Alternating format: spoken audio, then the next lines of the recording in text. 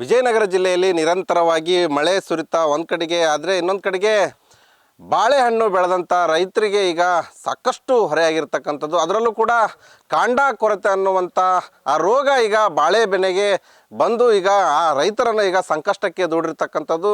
ನಾನೀಗ ಸದ್ಯ ಇರ್ತಕ್ಕಂಥದ್ದು ವಿಜಯನಗರ ಜಿಲ್ಲೆಯ ಹೊಸಪೇಟೆ ತಾಲೂಕಿನ ಚಿತ್ವಾಡಿಗಿ ಮಾಗಾಣಿ ಅಲ್ಲಿ ಇರ್ತಕ್ಕಂಥದ್ದು. ಇಲ್ಲಿ ದೃಶ್ಯಗಳು ಕೂಡ ನೋಡ್ಬೋದು. ಇದು ಚಿತ್ವಾಡಿಗಿ ಮಾಗಾಣಿಗೆ ವ್ಯಾಪ್ತಿಗೆ ಬರ್ತಕ್ಕಂಥ 2 ಎಕರೆ ಜಮೀನಿನಲ್ಲಿ ಈಗ ಈ ಬಾಳೆಹಣ್ಣಿನ ಬೆಳೆಯನ್ನು ಬೆಳೆದಿರ್ತಕ್ಕಂಥದ್ದು. ಸುಮಾರು ಈ ಒಂದು ಬಾಳೆಹಣ್ಣಿಗೆ ಈಗ ಸಾಕಷ್ಟು ಡಿಮ್ಯಾಂಡ್. ಯಾಲಕ್ಕೆ ಮತ್ತು ಸುಗಂಧಿ ಅನ್ನುವಂಥ 2 ವಿಧದ ಬಾಳೆಹಣ್ಣನ್ನು ಬೆಳೆಯಲಾಗುತ್ತೆ. ಆದರೆ ಈ ಬಾರಿ ಏನಂತಂದರೆ ಆ ಒಂದು ಬಾಳೆಹಣ್ಣು ಬೆಳೆಗೆ ಈಗ ಕಾಂಡ ಕೊರತೆ ಅನ್ನುವಂತಹ ರೋಗ ಬಿದ್ದಿದ್ದರಿಂದ ಅರ್ಧಕ್ಕರ್ಧದಷ್ಟು ಲಾಸ್ ಈಗ ರೈತರಿಗೆ ಎದುರಾಗಿರ್ತಕ್ಕಂಥದ್ದು. ಅದರಲ್ಲೂ ಕೂಡ ಇಲ್ಲಿ ದೃಶ್ಯಾವಳಿ ಕಡೆ ಏನು ನೋಡ್ತಾ ಇದ್ರಿ, ಇದು ಒಂದು ಬಾಳೆಹಣ್ಣಿನ ಗಿಡ. ಈ ಬಾಳೆಹಣ್ಣಿನ ಗಿಡ ಅಷ್ಟು ಬೆಳೆದರೂ ಕೂಡ ಬಾಳೆಹಣ್ಣನ್ನು ಬಿಡಲು ಮುಂದಾಗಿಲ್ಲ. ಯಾಕಂದರೆ ಅದಕ್ಕೆ ಪ್ರಮುಖ ಕಾರಣ ಕಾಂಡ ಕೊರತೆ ಅನ್ನುವಂತಹ ರೋಗ. ಆ ಒಂದು ಹುಳ ಈ ಒಂದು ಗಿಡಕ್ಕೆ ಕಚ್ಚಿದಂಥ ಸಂದರ್ಭದಲ್ಲಿ ಸಂಪೂರ್ಣವಾಗಿ ಆ ಹಣ್ಣು ಬಿಡಲಾರ್ದಂತಹ ಪರಿಸ್ಥಿತಿ ಈಗ ಎದುರಾಗಿರ್ತಕ್ಕಂಥದ್ದು. ಇದೇ ರೀತಿಯಾಗಿ ಸಮಸ್ಯೆಯನ್ನು ಈಗ ಜಿಲ್ಲೆಯಾದ್ಯಂತ ಎಲ್ಲ ಬಾಳೆಹಣ್ಣು ಬೆಳತಕ್ಕಂಥ ರೈತರು ಕೂಡ ಎದುರಿಸ್ತಾ ಇರ್ತಕ್ಕಂಥದ್ದು. ಒಟ್ಟಾರೆಯಾಗಿ ವಿಜಯನಗರ ಜಿಲ್ಲೆಯಲ್ಲಿ ಸುಮಾರು 1,000 ಎಕರೆಗೂ ಹೆಚ್ಚಿನ ಒಂದು ಜಮೀನು ಪ್ರದೇಶದಲ್ಲಿ ಬಾಳೆಹಣ್ಣನ್ನು ಬೆಳೆಯಲಾಗುತ್ತೆ. ಆ ಬಾಳೆಹಣ್ಣನ್ನು ಬೆಳೆದಂಥ ರೈತರು ಈಗ ಸಾಕಷ್ಟು ಸಮಸ್ಯೆಯನ್ನು ಎದುರು ಆಗಿರ್ತಕ್ಕಂಥದ್ದು. ಅದರಲ್ಲೂ ಕೂಡ ಸಾಲ ಸೂಲ ಮಾಡಿ ಬೆಳೆದಂಥ ರೈತರು ಬೆಳೆ ಬಂದಾಕ್ಷಣ ಆ ಒಂದು ಸಾಲವನ್ನು ತೀರಿಸಿ ಏನಾದರೂ ಲಾಭ ಕಾಣಬೇಕು ಅನ್ನೋಂಥ ಕನಸು ಕಾಣ್ತಾ ಇದ್ರು. ಈಗ ಆ ಕನಸಿಗೆ ಈ ಕಾಂಡ ಹುಳ ಏನು ಕಾಂಡ ಕೊರತ ಹುಳ ತಣ್ಣೀರು ಎರಚಿದೆ ಅಂತಲೇ ಹೇಳ್ಬೋದು. ಇಷ್ಟೆಲ್ಲ ಸಮಸ್ಯೆ ಆಗ್ತಾ ಇದ್ರು ಕೂಡ ಇದುವರೆಗೂ ಕೂಡ ಸಂಬಂಧಪಟ್ಟಂಥ ತೋಟಗಾರಿಕೆ ಇಲಾಖೆ ಅಧಿಕಾರಿಗಳು ಕೂಡ ಯಾರೂ ಕೂಡ ಇಲ್ಲಿ ಭೇಟಿ ನೀಡಿ ಈ ಒಂದು ಪರಿಶೀಲನೆ ನಡೆಸಲು ಕೂಡ ಮುಂದಾಗಿಲ್ಲ. ಇಲ್ಲಿ ರೈತರು ಕೂಡ ನೋಡ್ಬೋದು, ಸಾಕಷ್ಟು ರೈತರು ಇಲ್ಲಿ ಚಿಂತೆಗೀಡ ಮಾಡಿರ್ತಕ್ಕಂಥದ್ದು. ಆ ಒಂದು ಕಾಂಡ ಕೊರತ ಹುಳದಿಂದ ಏನು ಮಾಡಬೇಕು ಅಂತ ತಿಳಿಯದೇ ಒಂದು ದಿಗ್ಭ್ರಮೆಯನ್ನು ಮೂಡಿಸಿರ್ತಕ್ಕಂಥದ್ದು. ಈ ಕುರಿತು ಮಾತಾಡಲಿಕ್ಕೆ ನಮ್ಮ ಜೊತೆಗೆ ರೈತರಿದ್ದಾರೆ, ಅವ್ರನ್ನೇ ಮಾತಾಡ್ಸ್ತಾ ಹೋಗ್ತೀನಿ. ಸರ್, ಏನಾಗ್ತಾ ಇದೆ? ಆ ಕಾಂಡ ಕೊರತ ಏನೇನೆಲ್ಲ ಸಮಸ್ಯೆ ಆಗ್ತಾ ಇದೆ? ಇದರಿಂದ ಎಷ್ಟು ಲಾಸ್ ಆಗ್ತಾ ಇದೆ ನಿಮ್ಗೆ? ಇಲ್ಲ ಸರ್, ಈಗ ಸ್ವಲ್ಪ ಹೆಚ್ಚು ಕಮ್ಮಿ 900 ಗಿಡ ಕುಂದಿರ್ತಾವೆ ಸರ್ 1 ಎಕರೆಗೆ. ಅದ್ರಾಗ ಅರ್ಧಕ್ಕರ್ಧ ರೋಗ ಬಿದ್ದುಬಿಡ್ತಾವೆ ಸರ್. ಹಂಗಾಗಿ ಮತ್ತು ಇದು ಹೆಂಗಂದ್ರೆ ಇದು ಗಾಳಿ ಮಳೆಗೆ ಅವಕ್ಕೊಂದಿವ್ಸ ಬಿದ್ದುಬಿಡ್ತಾವೆ ಸರ್. ಈಗ ಅದಕ್ಕೆ ರೋಗಕ್ಕೆ ಅದು ಏನು ಹಾಕ್ಬೇಕು ಎಂತ ಹಾಕ್ಬೇಕು ಅಂಬೋದು ಮಾಹಿತಿ ನಮಗೆ ಗೊತ್ತಿಲ್ಲ ಸರ್. ಈಗ ಅವ್ರು ಏನಾನ ಬಂದು ಹೇಳಿದರೆ ನಮ್ಗೆ ಇಂಥದ್ದು ಹಾಕ್ರಿ ಇಂಥದ್ದು ಬಿಡ್ರಿ ಅಂತಂದು ಹೇಳಿದ್ರೆ ಮಾತ್ರ ಹಾಕಕ್ಕೆ ಸರ್. ಈಗ ಹೆಂಗಂದ್ರೆ ಮತ್ತೆ ಈಗ ಒಂದು 2 ಎಕರೆಗೆ ಇನ್ನೂ ಸಣ್ಣ ಗಿಡ ಇಟ್ಟಿವಿ ಸರ್. ಸಣ್ಣ ಗಿಡ ಇಟ್ಟಿವಿ, ಅದಕ್ಕೆ ಏನು ಹಾಕ್ಬೇಕು ಎಂತ ಹಾಕ್ಬೇಕು ಅಂತ ಅವ್ರು ಬಂದು ನಮಗೆ ಇದು ತೋರಿಸಿದ್ರೆ ನಾವು ಯಾವುದನ್ನ ವ್ಯವಸ್ಥೆ ಮಾಡೋಕೆ ಕಂಟ್ರೋಲ್ ಮಾಡೋಕೆ ಅನುಕೂಲ ಆಕತ್ತೆ ಸರ್. ಈಗ ಹಂಗಾಗಿ ನಾವು ಏನು ಮಾಡ್ತೀವಿ ಸರ್, ಮತ್ತು ಇದು ಎಣ್ಣೆ ಅಂತೆ ಅದನ್ನು ಅಂಗಡಿಯಲ್ಲಿ ತಗೊಂಬರ್ತೀವಿ, ಅದು ನೋಡ್ರಿ ಇದು ನೋಡ್ರಿ ಅಂತ ಅಂತೀವಿ. ಆದರೆ ಹೊಡೆದ್ರೂ ಕೂಡ ರೋಗ ಕಂಟ್ರೋಲ್ ಆಗೋದಿಲ್ಲ ಸರ್.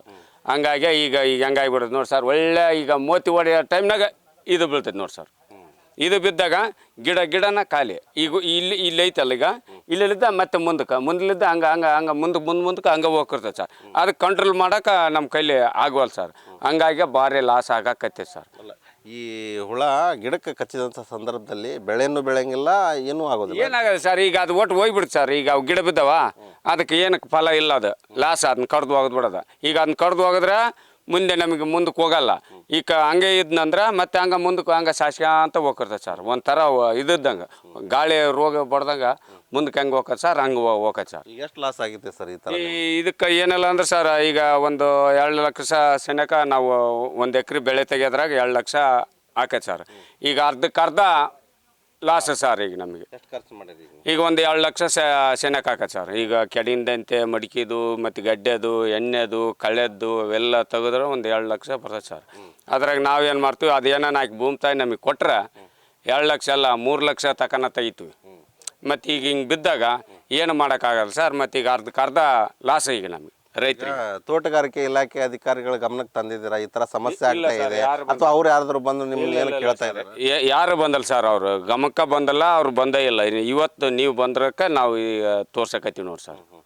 ಏನಾಗ್ಬೇಕು ಸರ್ ಈಗ ನಿಮ್ಗೆ? ಈಗ ಏನಲ್ಲ ಸರ್, ಮತ್ತು ಈಗ ಇದನ್ನ ಲಾಸ್ ಆಗಿರೋದು ಮತ್ತು ಯಾವ್ದಾನ ವ್ಯವಸ್ಥೆ ಮಾಡಿ ಯಾವ್ದಾನ ಕೊಟ್ರೆ ರೈತರಿಗೆ ಎಲ್ಲರೂ ತುತ್ತನ್ನು ಉಳಿತೈತೆ ಸರ್. ಇಲ್ಲಾಂದ್ರೆ ಲಾಸ ಏನಲ್ಲ. ಮತ್ತು ಈಗ ಸಾಲ ತಗೊಂಬಂದಿರ್ತಾರೆ ಸರ್. ಈಗ ತಗೊಂಬಂದಿವ ಸಾಲ, ಈಗ ಅವ್ರು ಬಡ್ಡಿ ಗಂಟೆ ಅವ್ರು ಬಿಡ್ತಾರೆ ಏನು ಸರ್. ಈಗ ಇವಕ್ಕೆ ಗುತ್ತಿಗೆ ಕೊಡ್ಬೇಕು ಸರ್ ನಾವು.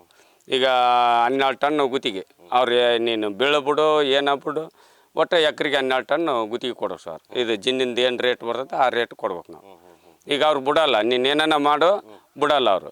ನಮಗೇನಪ್ಪ ಗುತ್ತಿಗೆ ಬೇಕು.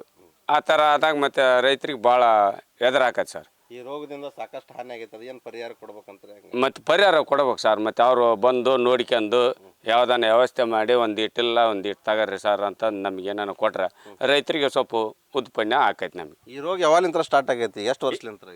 ಈಗೊಂದು 4-5 ವರ್ಷ ಆಯ್ತು ಸರ್. ಅದು ಅಂದ್ರೆ ಅವಾಗ ಅಷ್ಟು ಇದ್ದಿಲ್ಲ ಸರ್. ಹೊಸ 4 ಇಟ್ಟರೆ ಬಿದ್ದಿಲ್ಲ. ಇವು ಏನು 2ನೇ ಫಲದಾಗ ಇಟ್ಟಿವಲ್ಲ ಸರ್, ಅದ ರೋಗ ಜಾಸ್ತಿ. ಹಂಗಾಗಿ ಆವಾಗಲಿದ್ದ ಸ್ವಲ್ಪ ಕಂಟ್ರೋಲ್ ಆಗಿ ಅಂತ ಬಂತು. ಈ ವರ್ಷ ತನು ಮಳೆ ಎಲ್ಲ ಹೆಚ್ಚಾಗಿ ತನಿಗೆ ಇನ್ನಿಟ್ಟು ಹೆಚ್ಚಾಗಿಬಿಡ್ತು. ಸರ್. ಇದಿಷ್ಟು ಬಾಳೆ ಬೆಳೆದಂಥ ರೈತನ ಮಾತು. ಯಾಕಂದರೆ ಸಾಕಷ್ಟು ಪ್ರಮಾಣದಲ್ಲಿ ಈ ಕಾಂಡ ಕೊರೆತ ರೋಗದಿಂದ ನಮ್ಮ ಬೆಳೆ ಏನು 100% ಬೆಳೆ ಬರಬೇಕು, ಅರ್ಧಕ್ಕೆ ಅರ್ಧದಷ್ಟು ಅದು ಲಾಸ್ ಆಗುತ್ತೆ. ಹಾಗಾಗಿ ಸಂಬಂಧಪಟ್ಟಂಥ ತೋಟಗಾರಿಕೆ ಇಲಾಖೆ ಅಧಿಕಾರಿಗಳು ಸ್ಥಳಕ್ಕೆ ಭೇಟಿ ನೀಡಿ ಆ ಕಾಂಡ ಕೊರೆತ ರೋಗಕ್ಕೆ ಒಂದು ಔಷಧಿಯನ್ನು ಕಂಡುಹಿಡಬೇಕು. ಅದ್ರ ಜೊತೆಗೆ ನಮಗೆ ಈ ಬಾರಿ ಏನು ಲಾಸ್ ಆಗಿದೆ ಅದನ್ನು ಸರ್ಕಾರ ಪರಿಹಾರ ರೂಪದಲ್ಲಿ ನಮಗೆ ನೀಡಬೇಕು ಅನ್ನುವಂತಹ ಒತ್ತಾಯವನ್ನು ರೈತರು ಮಾಡ್ತಾ ಇರ್ತಕ್ಕಂತಹದ್ದು. Shivananda Hosalli, news first, Vijayanagara.